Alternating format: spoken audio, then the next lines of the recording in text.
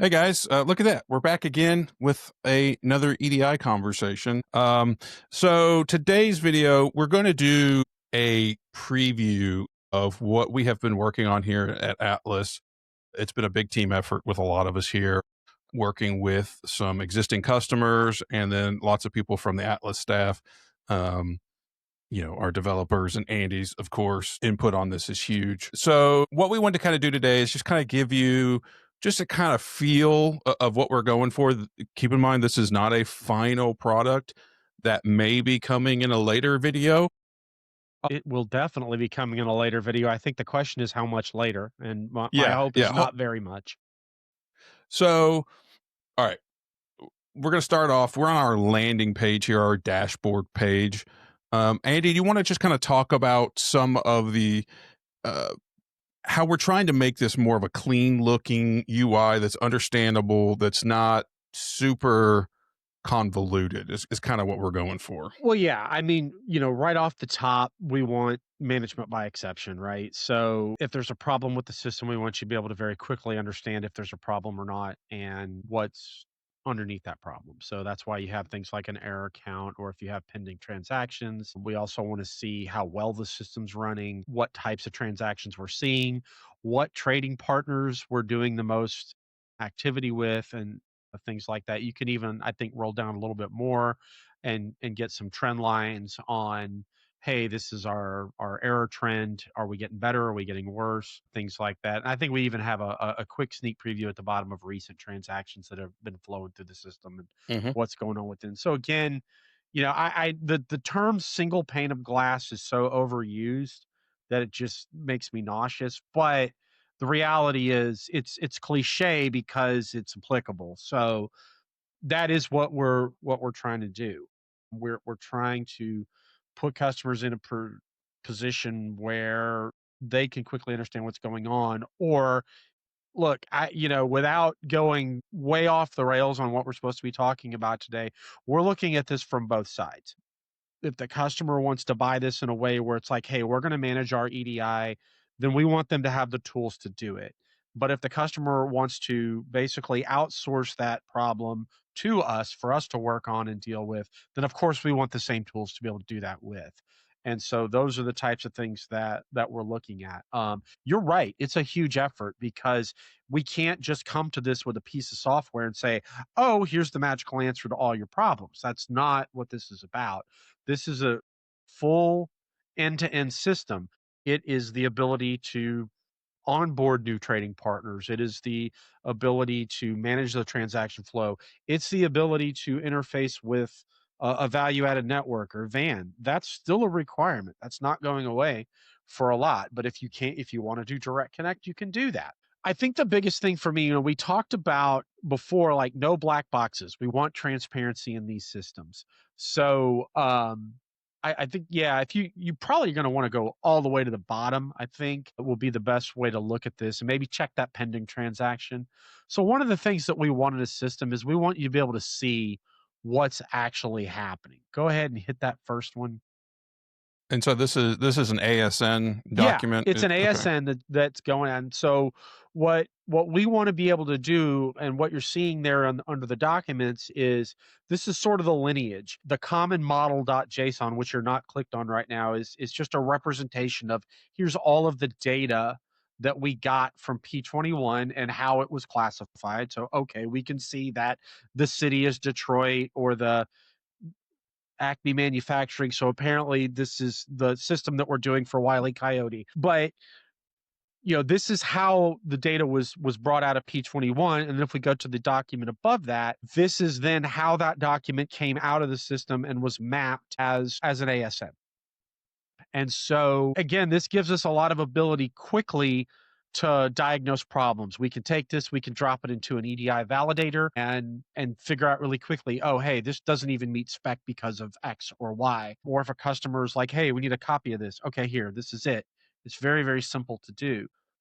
I think what on the subject of transparency and no black boxes, one of the things that's going to differentiate this system from most is all of that key data. Everyone's always worried about who owns the maps, right?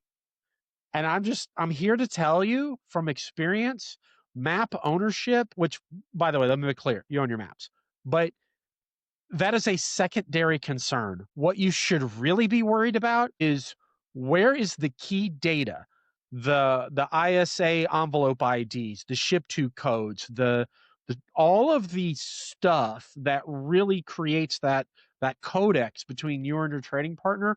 Where does that data live? You know, if it starts off with someone saying, "Send me a list of all your vendor IDs," then you don't have that data. You're not going to know what that trading partner ID's codes are because you're giving the EDI provider your codes. If you look in our system, you're not really going to see that data in this system for good reason because it's all going to be in P21. We're Our belief is that that's your ERP system and that is where the data should reside, and the EDI application will consume it from there. Why?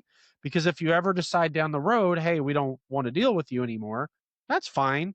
You still have 100% full control over all the key data that makes your EDI system tick, all the part number interchange, all the supplier codes, all the customer IDs, all of that stuff are either fields that are for EDI that are already in P21, or they're going to be user defined fields in your P21 so that you have and retain control over that data forevermore.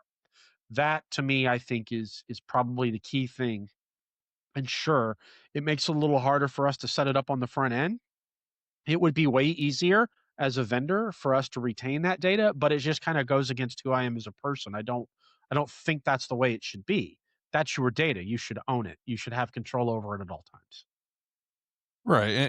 And I know we've talked about, because I can remember all the way back to 15 minutes ago that that Well done. Well done. thank you. Thank you. Thank you. You know, we don't want to be a hindrance on anybody's business. And so going back to I mean, it's like being in an ERP system, right? You have to sign that long-term contract, and you know, trying to get out of an ERP, especially early, is a pain. And all these other services kind of do that as well. Here, you got to sign a contract, you got to give a 60-day notice for this and all this. Our goal is to give you the solution that we think is going to help you best. Obviously, our background is P21, so that's where a lot of this request came from. But if we're not doing what we need to do, then you shouldn't have to be locked into us. Yeah. Or So any it, other it vendor. Right. And so it puts the onus on us to make sure we're doing the best by our customers, because we have to sleep at night, as Andy always says. Yeah, absolutely. So again, this was just a preview, guys. We just kind of want to show you guys and get the feel of what we're doing. If everything goes to plan, We'll absolutely go to plan. How could it not? totally. Look at our LinkedIn's, look at our newsletters. We're going to start having some information come out about this, and then look for a lot more information on this program. One thing I wanted to throw in here right at the end, especially to our P21 customers, and I don't know the technical stuff, and you can kind of help me out with this, that there's a language that's changing, or software something that's retiring, or being Oh yeah. sunset. TPCX is being sunset at the end of 2026. Yes, that is happening. That is the legacy EDI platform. Epicor does have a replacement for that. Think it was something they got through acquisition, and I'm not going to say the name. I mean, I remember at one point it was called OneSource, Mhm. but I don't know if they've rebranded. So I'm trying to not like just say, oh, it's this and be wrong. But yeah, that is actually happening. Yeah. Yeah, so keep in mind, even if you're right now, you have your EDI fixed.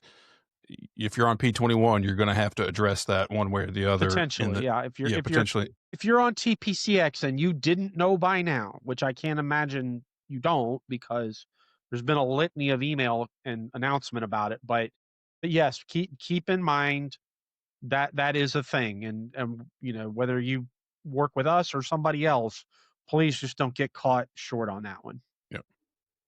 All right. Well, I think we'll leave them wanting more. I hope. Hope, and we will be back with more information. Like I said, stay tuned to our LinkedIn posts. Obviously, we'll be updating this stuff on our website. There'll be a lot more information about it there after we release our next video on this topic. So until then, have a good one, guys. All right. See ya.